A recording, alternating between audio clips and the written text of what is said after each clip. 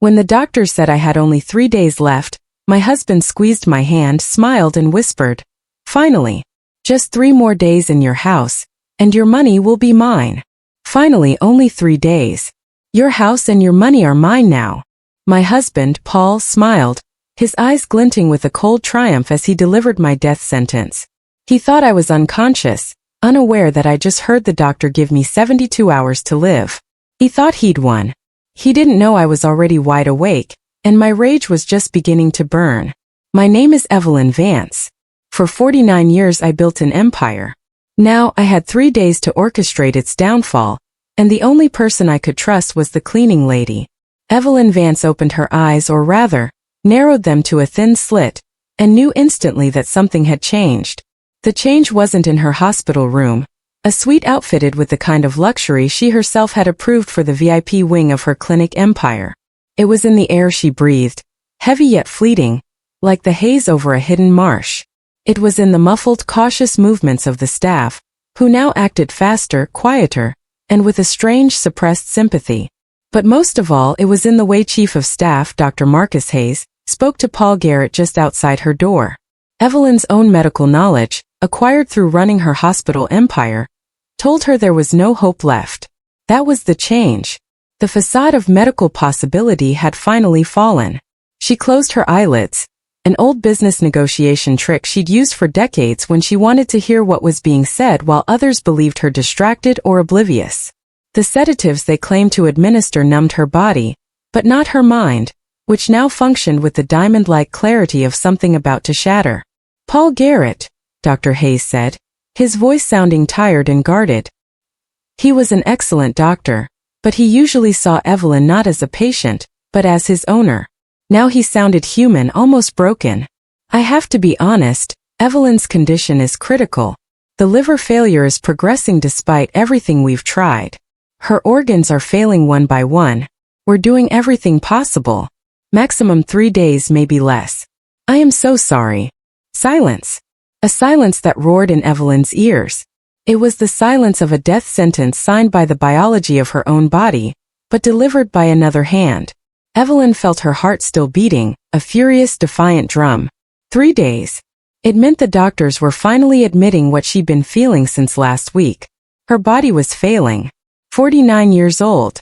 A massive empire of private hospitals, commercial properties in downtown Atlanta, bank accounts, assets. A life built through iron discipline, sleepless nights, and the hard lessons of a failed first marriage. And now 3 days. She thought of the past 20 years. The first marriage ended. There were no children, just the business. She built, she expanded, she acquired. Everything she owned, she had earned herself long before she married Paul. Her fortune was her shield, her armor.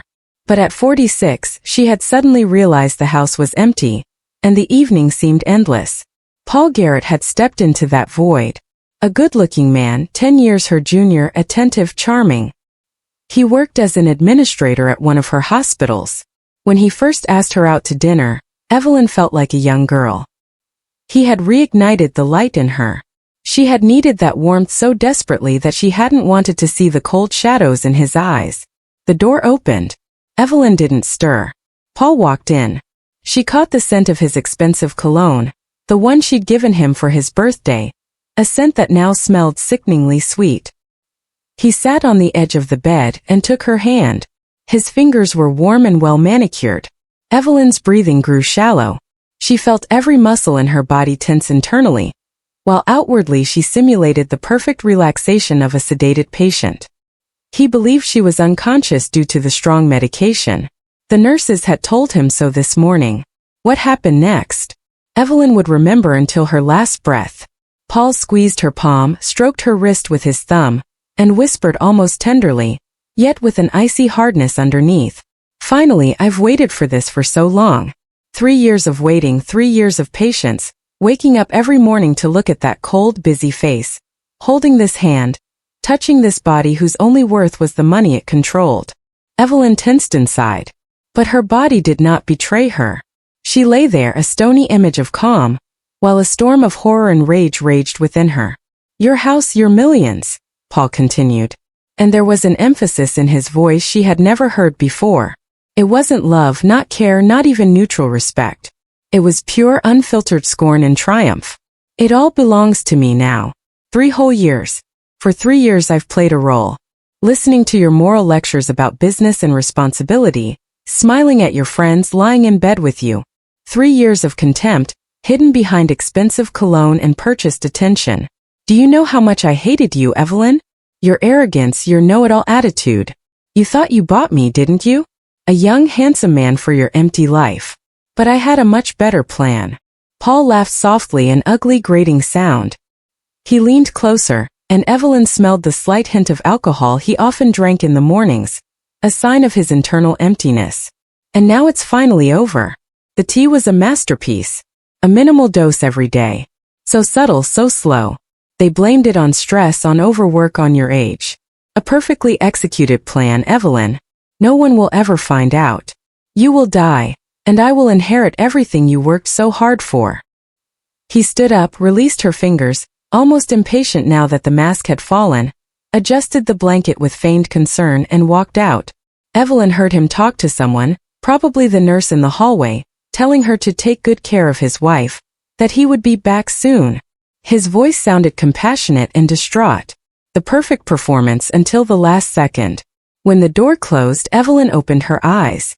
The ceiling blurred, not from weakness, but from rage so hot it coursed through her body. Because everything that had happened in the past few months suddenly clicked into a clear picture. The gradual deterioration of her health. First slight nausea, then weakness, dizziness. The doctors blamed it on stress and overwork. She had thought so herself. How stupid she was to trust him. The man who had presented himself as a rescue from loneliness. But 3 weeks ago, when the next episode happened right in her office, they brought her to the clinic. Her blood counts showed strange abnormalities. Evelyn, who mistrusted even her own doctors, secretly sent a blood sample to an outside lab in a different city, Charlotte. The result came 5 days ago when she was already lying here. The toxicological analysis detected traces of a substance that shouldn't have been there. A rare drug used in palliative medicine to ease the suffering of the terminally ill. In small doses, it causes drowsiness. In large doses, it leads to liver failure and subsequent organ shutdown. Evelyn hadn't wanted to believe it then. She dismissed it as a lab error and requested a repeat. The second analysis confirmed it. And now, after Paul's words, there was no doubt. She was systematically poisoned for months. The realization was a shock that turned her rage into cold, calculated determination. She would not die before she had taken everything from him, everything he had murdered her for. Evelyn tried to sit up, but her body would not obey. Her hands trembled. She lay there staring at the ceiling, trying to formulate a plan. 3 days, if the doctors were right, she had 3 days left to put everything in order. She knew Paul, knew he was handsome, charming, and internally empty. But she thought a comfortable life would be enough for him. How foolish she was. He wanted more. He wanted everything. And he had underestimated how sharp her mind was. Even as her body failed, she needed an outsider. Someone invisible, someone who had no ties to her old life. Evelyn slowly turned her head toward the door. Someone was handling a bucket in the hallway. She heard water splashing, the scrape of a mop. She called out softly, "Girl!" Her voice was rough and much weaker than she intended. The noise stopped. After a few seconds, the door opened a crack and a cleaning woman peered in. A young petite black woman with dark hair clipped at the back of her head. Her face was plain, friendly, without makeup. Evelyn had seen her before. She wiped the floors in the hallway, changed the linens, emptied the commode. Hard, thankless work. Evelyn saw the fatigue deep in her eyes, but also a suppressed strength. This girl had been pushed into a corner by life. "Are you feeling unwell?" The young woman stepped closer, concerned. She smelled faintly of disinfectant and damp cloth. "I'll call the nurse immediately." "No need." Evelyn forced herself to speak clearly. "What is your name?" "Chloe. Chloe Jefferson." Chloe closed the door. "I need your help." The girl was confused. Her eyes widened slightly, but the sternness in Evelyn's gaze made her obey. She closed the door. She came closer and looked into Evelyn's face. "Are you okay? Do you need a doctor?" "I'm fully conscious." Evelyn looked into her eyes. "And I need you to do something for me." Do not tell anyone I am lucid. Not my husband, not the doctors. But call my attorney Jason O'Connell. His number is in my cell phone in the nightstand. Tell him Evelyn Vance asks him to come immediately. Personal matter. Chloe shook her head, her hands beginning to fidget. The fear of losing her job was greater than her curiosity. I can't do that. That's not my job. If they find out. If you do everything I say. Evelyn paused to gather strength. The effort of speaking was enormous. You will receive enough money to never work as a cleaner again. Never mop strange floors or empty commodes again. I mean it. I know you have debt, Chloe. I know you cared for your mother until her last breath and are bearing the costs of that care. This amount will pay off all that and more. The girl looked at her in disbelief, but something sparked in her eyes. Hope. Desperation. Evelyn saw that this girl was clinging to any straw. Chloe thought of the monthly payment for her deceased mother's nursing home, that she still had to pay off. Of the empty pantry in her small apartment. You're serious about this? Her voice was barely a whisper. Absolutely. But we have little time. Call O'Connell now. Chloe hurried to the nightstand and took out the phone. It was the latest model, heavy and cool in her hands. Her fingers trembled as she scrolled through the contacts. She found the name and pressed call. Evelyn heard long rings. Finally, someone picked up. Mr. O'Connell? Excuse me. I'm calling from the hospital. From Evelyn Vance. She asks you to come urgently. The lawyer asked something. Chloe swallowed. Yes, she is conscious. She says it's a very urgent personal matter. She sounded like she was reciting a secret oath. She handed the phone to Evelyn. Evelyn took it, barely holding on. Jason, it's me, she said. Her voice was steady now. Her rage gave her the strength. I need to draw up a new will today. Come immediately and bring a public notary with you. And not a word to anyone. I am being murdered, Jason. This is my last chance to secure my revenge. O'Connell was silent for a second on the other end. Then he answered briefly, his voice metallic. I'm on my way. I'll be there in about an hour. I'll bring Tiffany and everything necessary. Evelyn gave the phone back to Chloe. Thank you. Now just wait here and be quiet. When he arrives, stay as a witness. But why me? Why do you trust me? Chloe was overwhelmed by the sudden intimacy and weight of the situation. Evelyn smiled weakly, an expression of cold pleasure on her pale face. Because you are an outsider. You are not part of my circle. My husband cannot buy you or intimidate you. You are uninteresting to him. You have no loyalties he can break. And I need you exactly as you are. Pure, desperate, ready. Chloe sank into the chair by the wall, horrified by what was happening. The realization that she held a wealthy woman's life in her hands was overwhelming. Evelyn closed her eyes and gathered her strength. 1 hour. She had to hold on. Inside, she repeated Paul's hateful words. Those words were her fuel. The time passed agonizingly slowly. Dusk was settling outside. The October day was ending early. The hospital light shone cold and relentless. Chloe sat silently, occasionally glancing at Evelyn. She no longer saw Evelyn as her boss, but as a dying enigma who was opening the door to a new life for her. Exactly on the hour, the door opened and Jason O'Connell stepped in. A 54-year-old fit man in a suit whose eyes betrayed the sharpness of an experienced lawyer. He had been Evelyn's rock, and his expression was now serious, almost grim. He was followed by his assistant, Tiffany Marrow, 25 years old, with a tablet in her hand and an alert expression. O'Connell's first action was to scan Chloe by the wall with a quick, assessing glance. Evelyn Vance. O'Connell approached the bed and looked at her face. What's going on? Close the door, Evelyn commanded. Sit down and listen carefully. I have no time for pleasantries or surprises. O'Connell nodded to Tiffany, who closed the door. Chloe remained standing by the wall, her breathing shallow as if afraid to move. O'Connell noticed the tears in her eyes and her pale skin, silently noting these details. O'Connell sat down and pulled out a voice recorder. May I record this for legal clarity? Yes, you may. I want every word documented. Evelyn told him briefly and clearly, but her voice was filled with cold anger about the test results, the toxic substance in her blood, and Paul's words half an hour ago.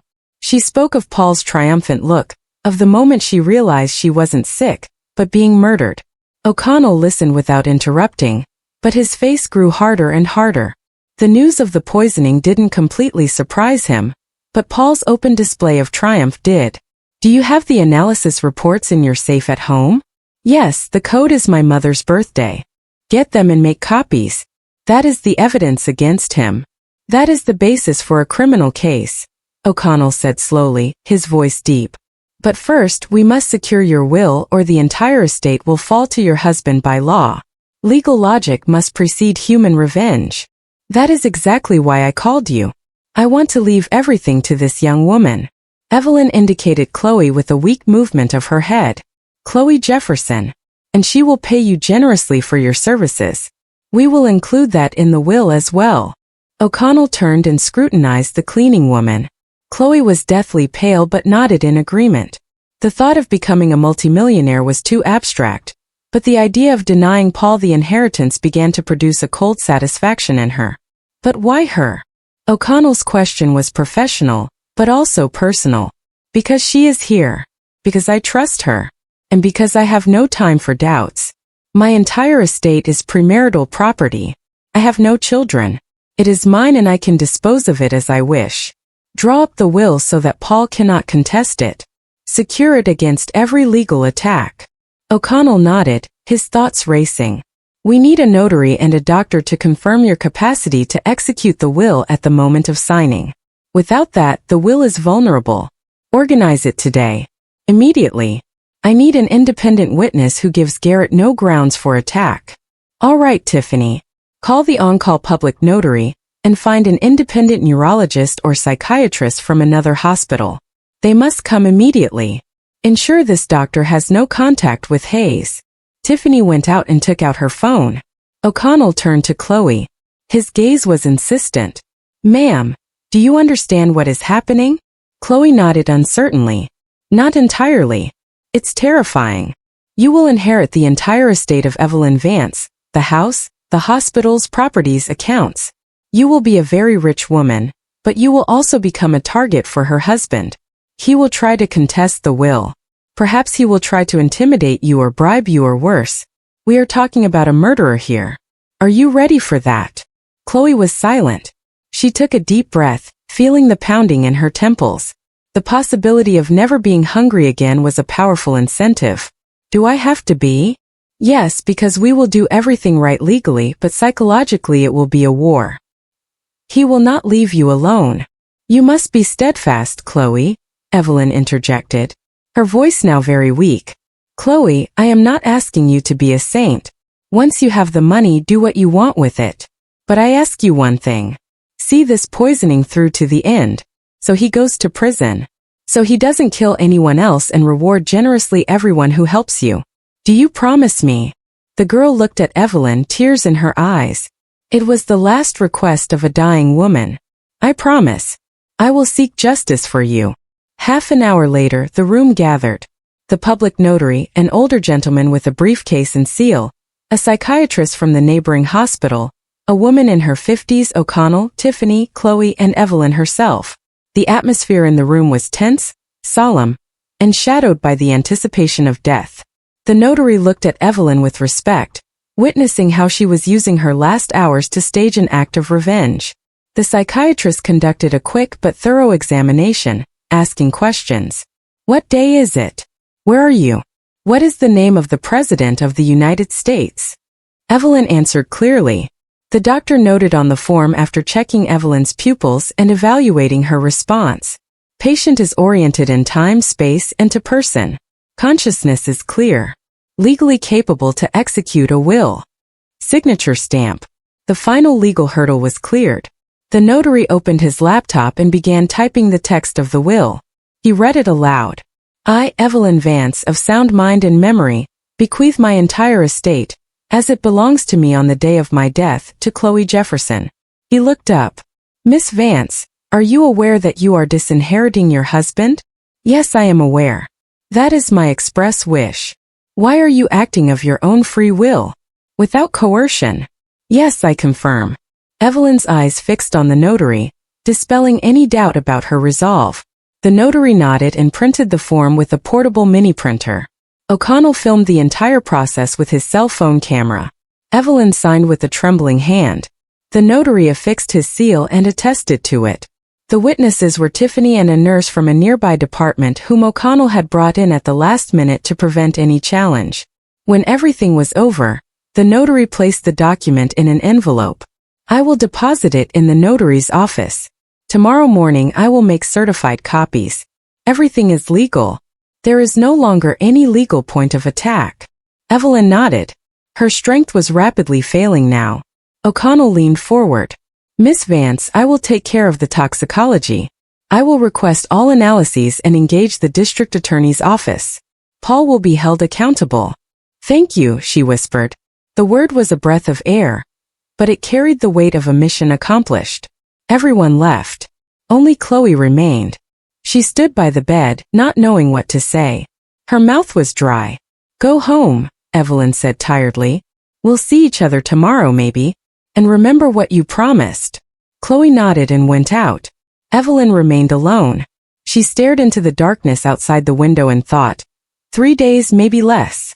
But she had done it. She had robbed Paul of the thing he killed her for. That was the only thing that mattered now. She felt no pain, only a deep cold calm. The revenge had given her more peace of mind than all her wealth. She died during the night, quietly, without torment. The nurse found her in the morning. When Paul learned of it, he burst into a loud, demonstrative display of tears in the hallway. The clinic staff, whom he had treated with arrogance for 3 years, comforted him. He thanked them, pressing his handkerchief, and triumphant sparks danced in his eyes. He thought he had one. The morning began with a phone call. Paul Garrett sat in Evelyn's office, which he now considered his own, flipping through documents. Property deeds, bank statements, lease agreements. All this wealth now belonged to him. 3 years of waiting, 3 years of playing the loving husband. The result was now before him. He had already opened Evelyn's safe last night after the supposed triumph, found the analysis reports but dismissed them as nonsense. He had thoroughly checked Evelyn's premarital asset status. Flawless. No community property. He was the sole heir. He leaned back in the leather armchair and stretched. The smell of Evelyn's perfume, still lingering in the air, no longer bothered him. It was the scent of his victory. Outside was a clear October day. The leaves on the trees shone yellow and orange. Beautiful. Paul smiled. Life was settling into place. His phone vibrated. Victoria Shaw, his mistress, the pharmacist he had bribed, who had procured the rare drug for him. She was cold, pragmatic, and the only person who shared his contempt for Evelyn. He answered, "Yes, my dear. How is it going?" His mistress's voice sounded cautious. "Great. She died last night. Quietly, without witnesses. The doctor said, liver failure. No questions.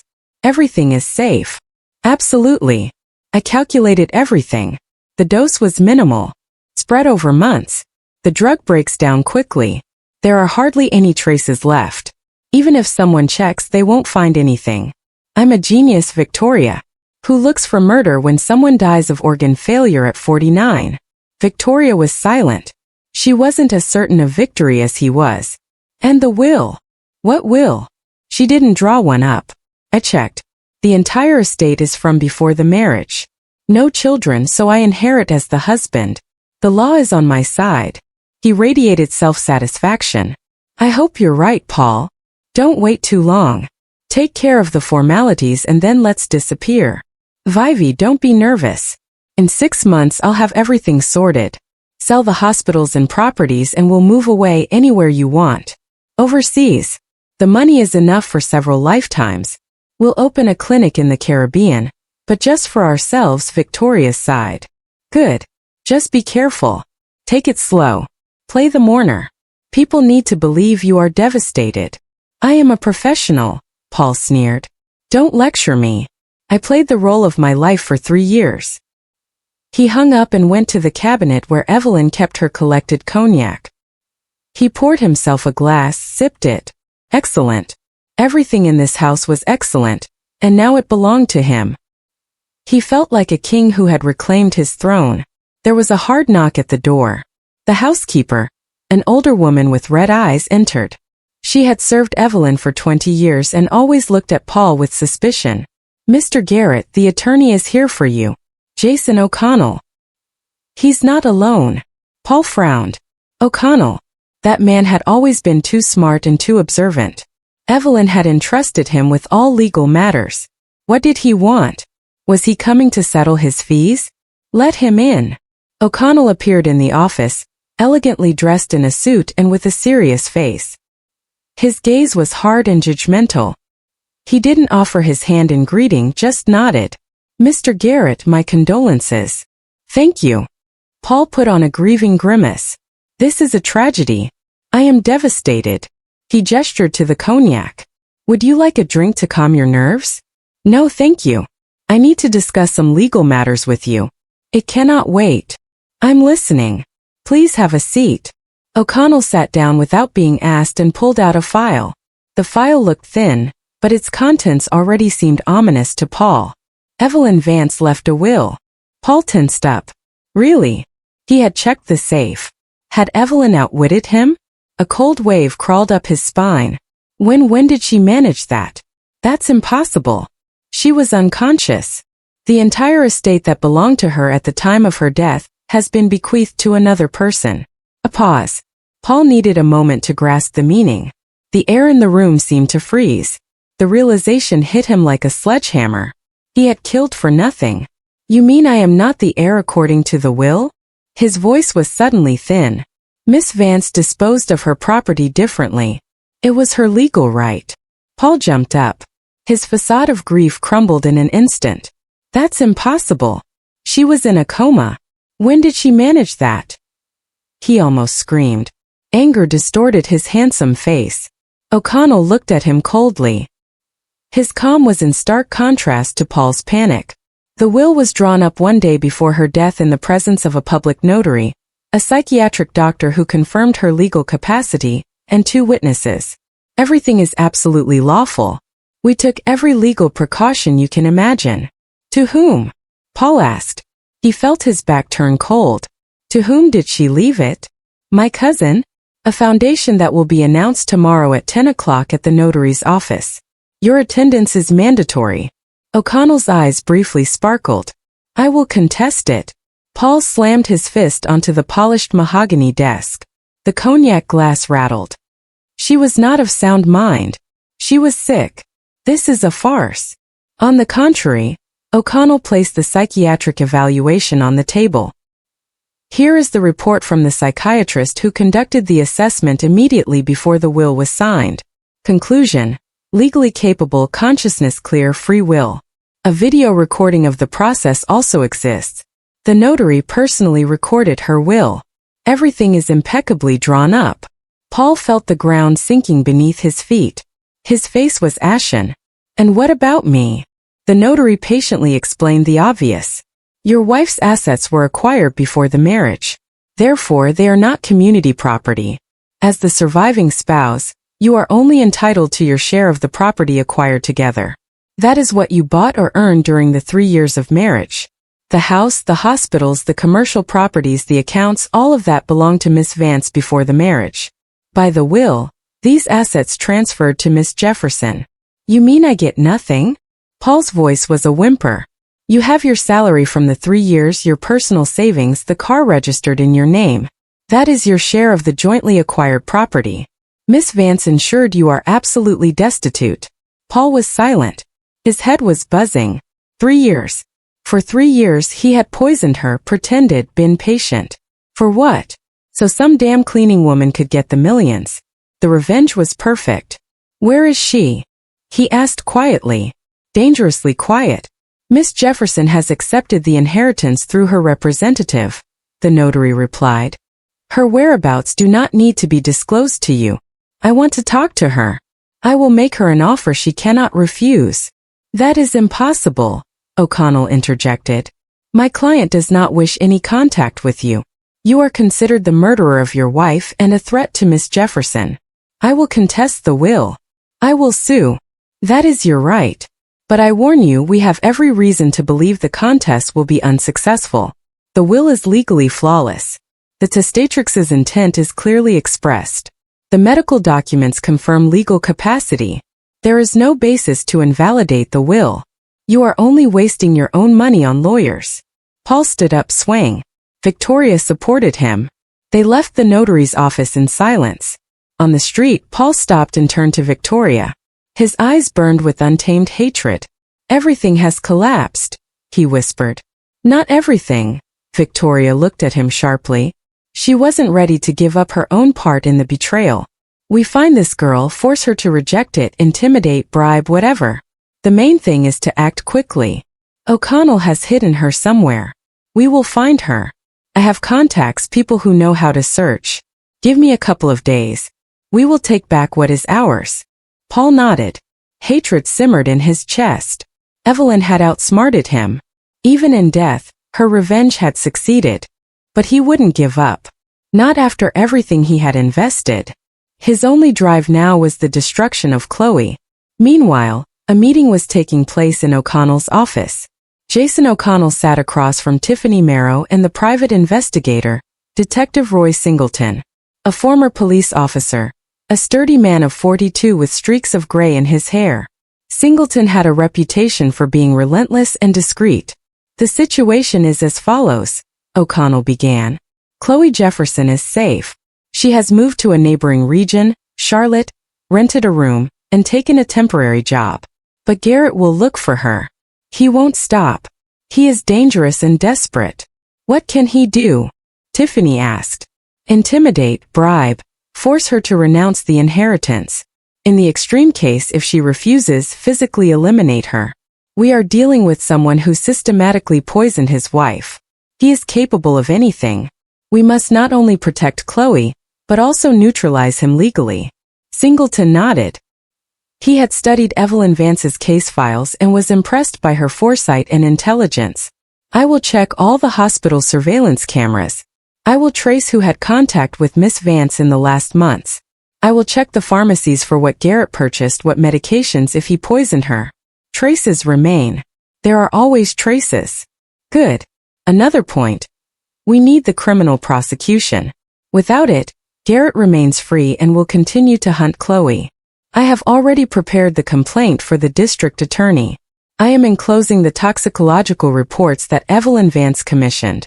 They clearly show the substance in the blood that she was not medically prescribed, Tiffany inquired. And what if the report doesn't confirm the poisoning? It will confirm it. Evelyn was meticulous. She sent samples to 2 independent labs. The results are identical. Furthermore, she documented the deterioration of her condition by date, keeping a diary of symptoms. All of these are circumstantial but weighty evidence. She documented her own murder case. Who are we giving the case to? District Attorney David Chun. He is a professional. He doesn't take bribes. If anyone will bring it to trial, it's him. He loves cases based on calculation. Singleton stood up. I'll start working. I'll deliver the first results tomorrow. I'll focus on pharmacies and the camera footage first. He left. O'Connell turned to Tiffany. Contact Chloe. Tell her everything is going according to plan. She should stay calm, not show herself. If anything happens, she should call me immediately. I want her to feel safe but not become negligent. Understood. And one more thing, request all documents from Miss Vance. Contracts, deeds, statements. I want to be sure that every asset is legally protected. Garrett will try to find loopholes.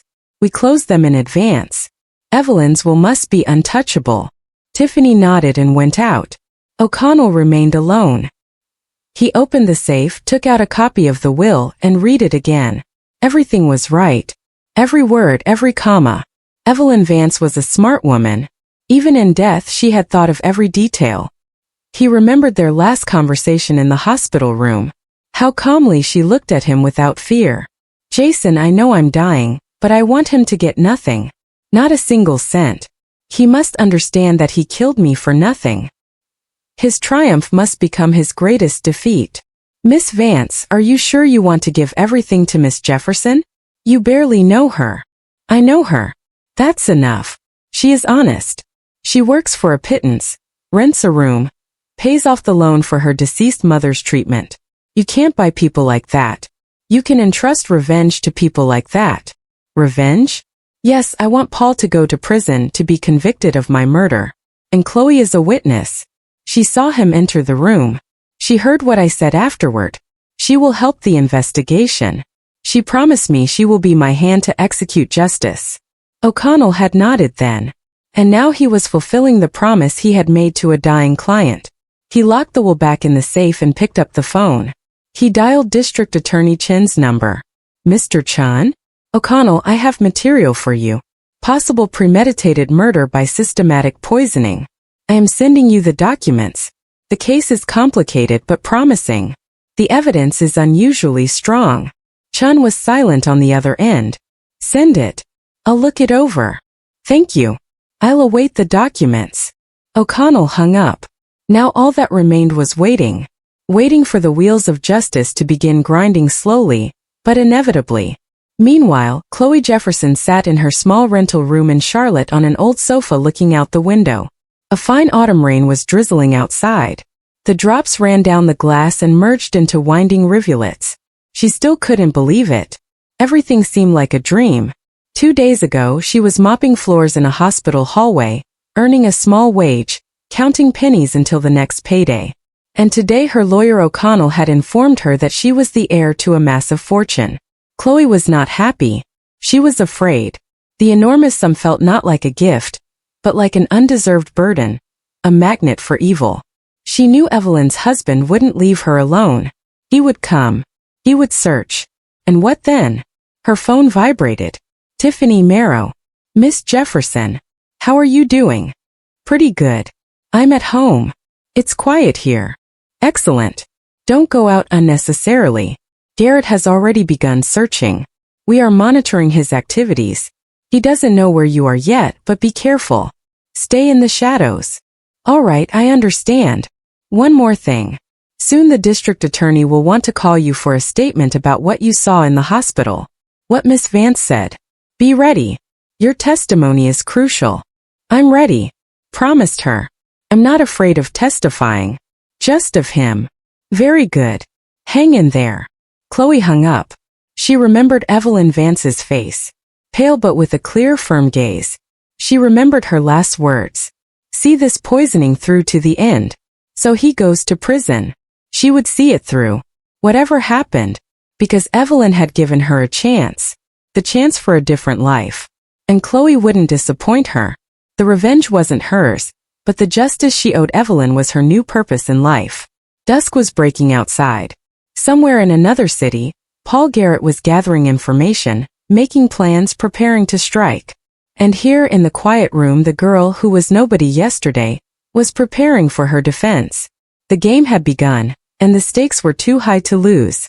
District Attorney David Chun sat in his office at the Homicide Division headquarters studying the documents submitted by Attorney O'Connell. The folder was thick. Medical reports. Toxicological analyses from 2 independent labs. Excerpts from the medical history. The personal diary of the deceased Evelyn Vance in which she recorded the symptoms by date. Chun was an experienced investigator with a reputation for being meticulous and incorruptible. He didn't like sensational cases, but when he took one on, he saw it through. Now he was reading the toxicology report for the 3rd time. Everything added up. Traces of a drug used in palliative medicine to alleviate the suffering of the terminally ill were found in Miss Vance's blood. In high doses, it is fatal. The substance was rare, strictly prescription only. Miss Vance did not have an oncological illness. Where did it come from? Chun picked up the phone and called O'Connell. Mr. O'Connell, I received the documents. One question. Were there any reasons for Miss Vance to take this medication? None. Her treating physician confirmed he had not prescribed anything of the sort. Furthermore, Evelyn Vance herself became suspicious and secretly submitted samples to an external lab. The results will shock you, but they are credible. I see. Who had access to her food and medication? Primarily the husband, Paul Garrett. They lived together. He prepared her tea, brought her pills. The housekeeper came 3 times a week, but has been under observation for 20 years. Absolutely trustworthy. The other contacts were episodic. The husband's motive is the inheritance. Miss Vance owned a chain of hospitals, commercial properties, and large accounts, all acquired before the marriage. She had no children. Had she died without a will, Garrett would have inherited everything as the sole legal heir. But she left a will. Yes. One day before her death, in favor of an external person, the cleaning lady Chloe Jefferson, Garrett was left destitute. That was Evelyn's final move. Interesting. So he had motive, means, and opportunity. The classic triad. This is a clear case, albeit a cynical one. Exactly. Furthermore, there is a witness. Chloe Jefferson heard Ms. Vance tell me about her suspicion. She is ready to testify. She is now in a safe location. Garrett is actively looking for her, trying to intimidate her, to force her to renounce the inheritance. I fear for her life. Chun frowned. Good. I am opening an investigation into suspicion of homicide under the first-degree murder statute. I will order the exhumation and a new forensic medical examination. If the poisoning is confirmed, Garrett will face a high sentence. Thank you, Mr. Chun. I knew you were the right person for this case. You're welcome. I'm just doing my job. Chun hung up and began drafting the order to open the investigation. Tedious work lay ahead, but he likes such cases. When everything fits together into a clear picture. When the perpetrator believes they have escaped retribution, and then realizes the net is closing in. 2 days later, the district attorney received court approval for the exhumation of Evelyn Vance's body. The procedure took place privately. Samples were sent for examination to a leading forensic center in Quantico, Virginia. While the experts worked, Chun began collecting circumstantial evidence. He instructed his assistants to analyze the surveillance camera footage from pharmacies in the area where Ms. Vance lived. The task was simple, to find out if Garrett had purchased the drug in question. The result came after 1 week. In a recording from one of the pharmacies, Paul Garrett was clearly visible. He approached the counter, spoke with the pharmacist, gave money, and received a package. The date was 2 months before Ms. Vance's death. Chun called the pharmacist in for questioning. A nervous, frightened woman in her 50s. Do you remember this man? The district attorney showed a photo of Garrett. Yes, I remember.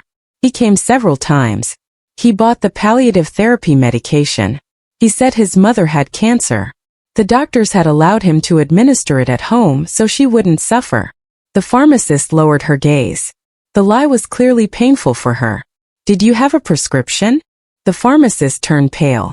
No. He said he lost the prescription. He offered to pay more. I agreed. I needed the money. It was a mistake. I know.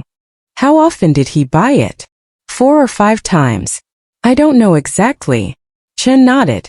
Do you realize that you violated the law? The sale of prescription drugs without a prescription. And if this drug was used to kill someone, you are an accessory. The woman wept. I didn't know. I swear I didn't know. Write a statement. Admit it voluntarily. That will mitigate your guilt. But you will have to testify in court.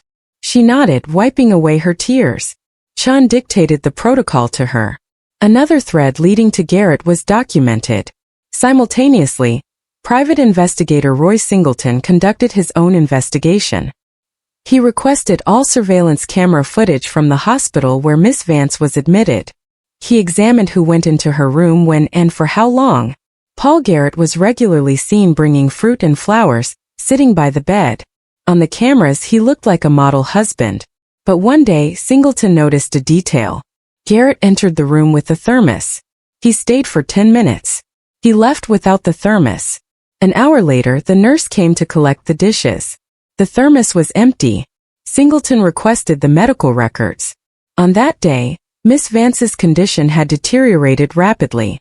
Nausea, weakness, confusion. The doctors blamed it on the progression of the illness. The detective found the nurse and conducted an unofficial interview with her. Do you remember the day Garrett brought his wife tea in a thermos? Yes, I remember. Miss Vance drank a little and then said the tea tasted bitter. I thought the infusion was too strong.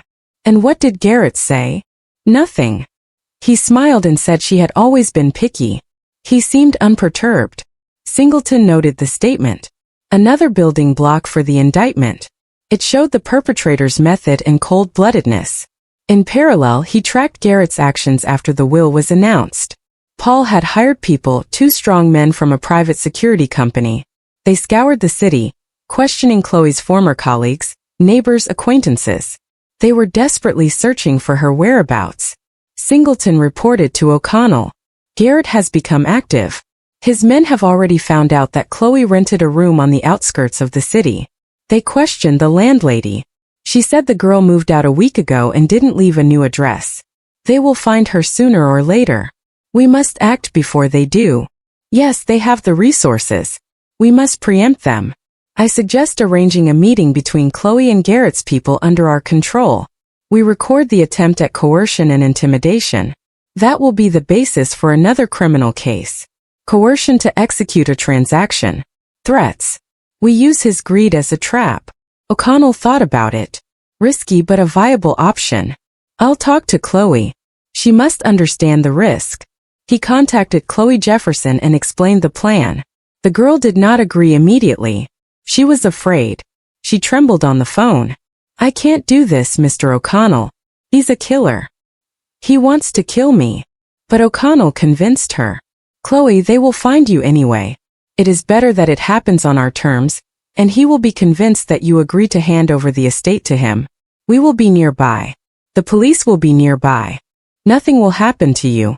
And Garrett will be driven even further into a corner. Think of Miss Vance's wish.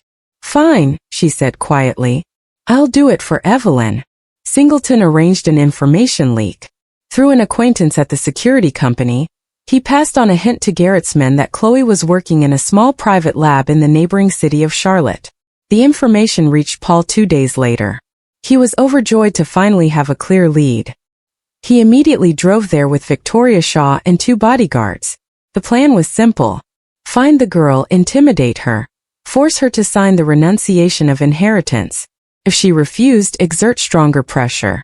Paul was determined to force his financial rebirth, even if it meant Chloe's death. They tracked Chloe in the evening as she left the lab and surrounded her on an empty street.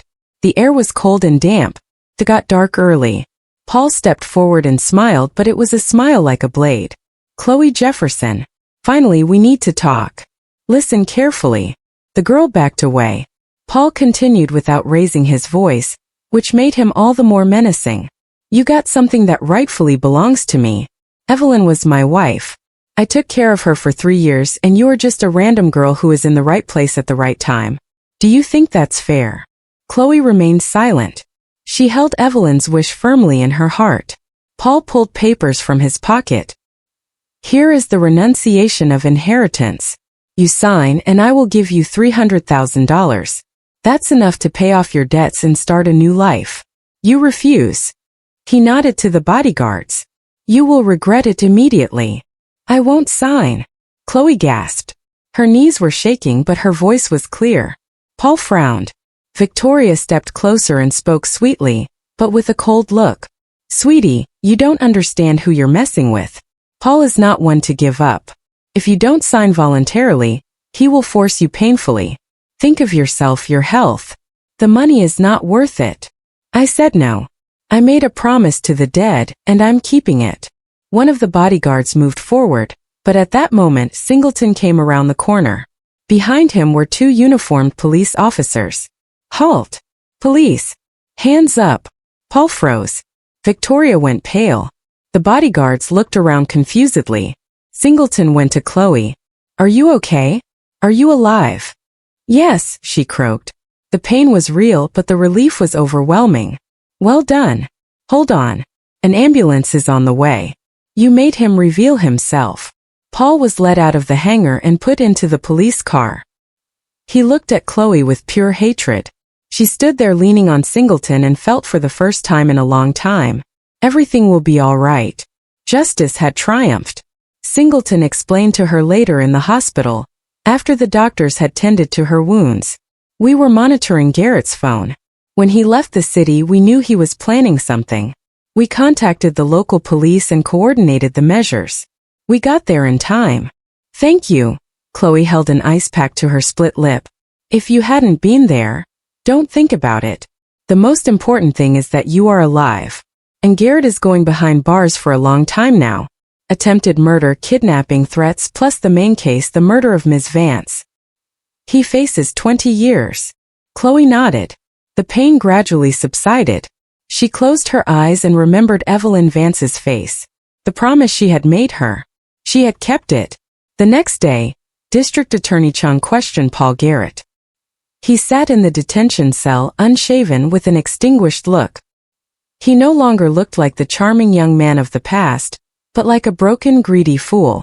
Paul Garrett, you are charged with the premeditated murder of your wife, Evelyn Vance, by systematic poisoning, as well as the kidnapping and attempted murder of Chloe Jefferson. Do you admit your guilt? No. Paul stared sullenly at the table. We have the expert report confirming the poisoning. We have witnesses who saw you buy the medication at the pharmacy without a prescription. We have surveillance footage from the hospital showing you bringing your wife tea in a thermos, after which she worsened. We have a recording of your conversation with Miss Jefferson in which you state directly, I killed Evelyn slowly, methodically. I mixed poison into her tea for 3 months. Do you want me to play the recording? Paul was silent. Chun turned on the voice recorder. Paul's voice sounded clear, arrogant, and triumphant, although the words now betrayed him. I killed Evelyn slowly, methodically. I mixed poison into her tea for 3 months. I watched her waste away and I didn't care. Chun turned off the recording. That is your voice. Paul Garrett, you have convicted yourself. Paul did not answer. Chun continued. We also have the statement from Miss Jefferson, whom you kidnapped, beat, and threatened with death if she did not renounce the inheritance. Injuries were found on her body. Your bodyguards have already testified and confirmed that they acted on your command. Paul Garrett, you have maneuvered yourself into a corner. The only thing that can help you is a full confession. Paul lifted his head. I want a lawyer. You're right. The interrogation is concluded. Chun left the cell and called O'Connell. Mr. O'Connell, Garrett has been arrested. The court ordered pre-trial detention. Flight is ruled out, as is pressure on witnesses. We can proceed to the next step. Excellent. I am preparing the documents for the civil case. Garrett continues to contest the will, but his position is even weaker now. The court will see a man charged with the murder of his wife is trying to obtain her property. That looks cynical. Agreed. What are his chances of winning the civil case? 0. The will is flawlessly drawn up. Medical report on legal capacity. Video recording. Statements of the notary. Everything is there. The court will clearly dismiss his claim. Evelyn's revenge is legally airtight. Then only the criminal case remains. I will continue the evidence gathering. I will soon submit the case to the district attorney's office for indictment. Keep me informed. Chun ended the call. The work was proceeding according to plan. Meanwhile, Chloe Jefferson sat in an apartment O'Connell had rented for her. A safe location. Guarded around the clock. She looked out the window at the November sky and thought about how her life had changed. A month ago she was nobody. She mopped floors, earned a meager wage, lived in a rental room, and now she was the heir to a massive fortune, a key witness in a criminal case, a woman who was supposed to be murdered. She was not happy about the money. Not yet, because she knew this price was the price of Evelyn Vance's life, and that price obligated her. The millions felt cold and heavy, like an oversized inheritance she could not yet carry. Her phone rang. Tiffany Marrow. Miss Jefferson. How are you doing? Pretty good. The bruises are healing. I don't feel pain anymore. Just the memory. Good. I have news. Garrett is in custody. The investigation is collecting the final evidence. The case will soon go to trial. In parallel, the civil case regarding the will is ongoing. There will be a decision in 1 month. And what should I do? Wait. Testify when asked and prepare yourself to be the rightful owner of Miss Vance's entire estate after the verdict. You must learn to carry this responsibility. Chloe was silent. Mr. O'Connell, what if I don't want it? What if I don't want all this? The money, the houses, the hospitals. I am afraid. I don't know how to handle it. It exceeds my imagination. O'Connell sighed. He understood her internal struggle. Chloe, Evelyn didn't choose you by chance. She saw something in you that others didn't. Honesty perhaps, or simply goodness. She wanted you to have a chance. Don't reject it. Take the money. Build your life. But remember, you promised her to see this through to the end. And you will keep your promise. This fortune is your tool for a better life. Not your shackles. I remember. I will do it. That's good. Hang in there. It will be over soon. Chloe hung up and looked at the photo of Evelyn Vance that O'Connell had given her. A middle-aged woman with a smart face and a firm gaze. She had lived a hard life, built a business, lost love, and was then betrayed and murdered. Chloe said softly into the void, I will see this through. Promise. I will complete your victory over Paul. In prison, Paul Garrett lay on his cot, staring at the ceiling. Life had collapsed. Everything he had built in 3 years fell apart in 1 month. Evelyn had defeated him even after her death. He remembered her last days, how she lay in the hospital room, pale, weak, how he whispered to her. Assuming she was unconscious, how he rejoiced. But she had heard everything, understood everything, and launched a counterattack from which he would never recover. Paul closed his eyes. The cell was cold and stuffy at the same time. Water dripped somewhere. His cellmate was snoring. Life went on, but for him it had stopped. He remembered Victoria. She had left when she sensed the danger. Smart woman. She was always smarter than him. She had used him just as he had used Evelyn. The realization that he had only been a tool in the hands of both women was humiliating. Paul turned to the wall. Tomorrow another interrogation, then the court, then the sentence. 20 years, maybe more. He would never experience freedom again. 20 years at his age. That was a death sentence. He smiled bitterly. Evelyn knew what she was doing. She had spared his life, but taken everything he had lived for. That was worse than death. She had taken his soul by denying him his greed. Footsteps were heard outside. The guards were bringing someone new in. The door of the next cell slammed shut. Paul didn't move. He didn't care. Evelyn had won. And that victory was absolute. 6 months passed. Spring came unexpectedly quickly. The city was filled with the scent of fresh greenery. Chloe Jefferson stood by the window of her new apartment, looking down at the wide street.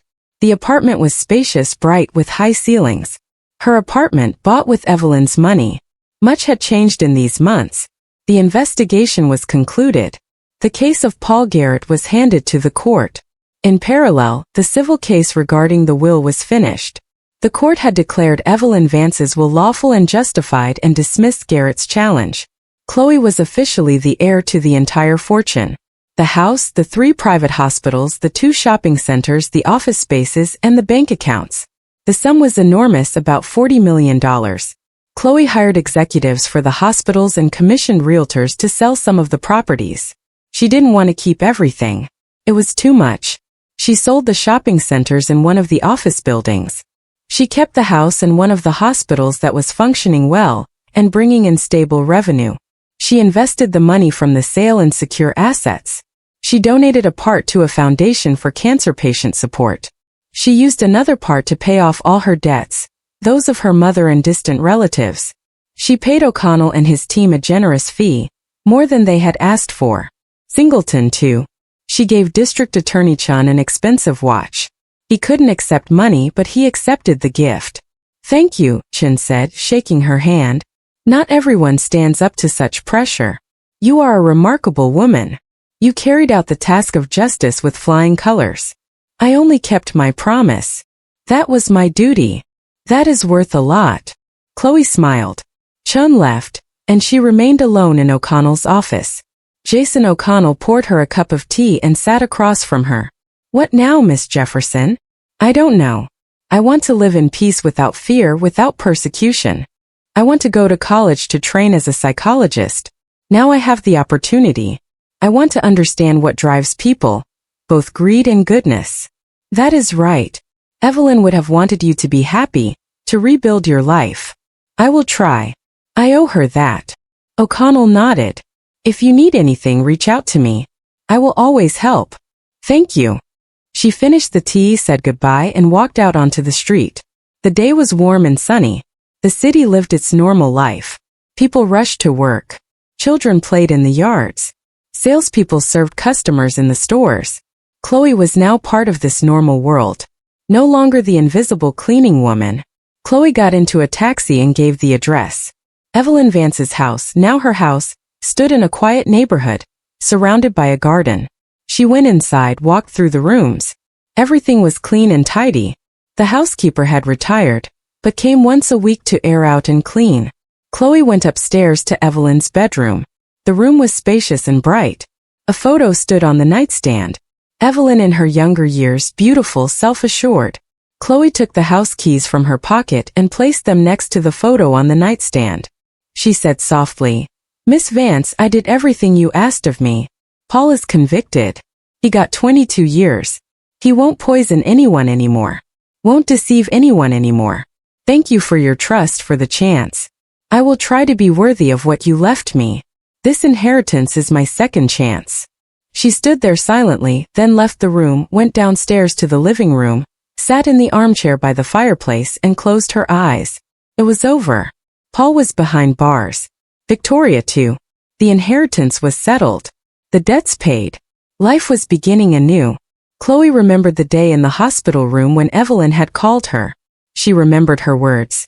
"If you do everything I say, you will never work as a cleaner again." At the time it seemed like the delusion of a sick person. Now it was reality.